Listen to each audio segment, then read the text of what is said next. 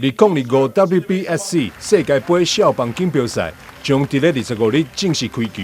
今年的队伍有台湾、美国、墨西哥、多明尼加、巴拿马、德国、捷克、日本、韩国、南非、澳洲、甲古巴等12支国家代表队参赛，竞争是相当激烈。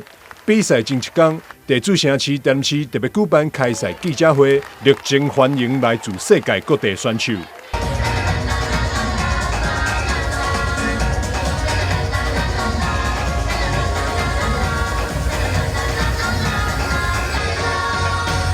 在台湾举办8次的U12的世界杯的棒球比赛，有7次在台南。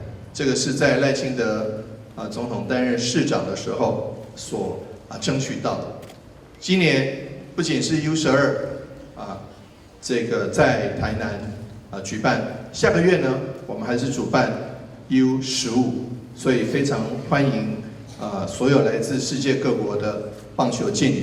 也期待大家有一个非常好的表现之外呢，也能够结交到很多的好朋友。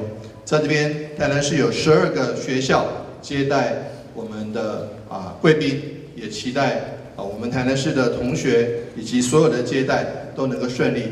大家在7月25号，也就是明天开始一直到8月3号的比赛都能够顺利顺畅。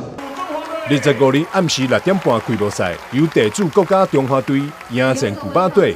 台南市政府热情邀请全国球迷、日常应援，做伙来亚太国际棒球训练中心来收听，为选手加油打气。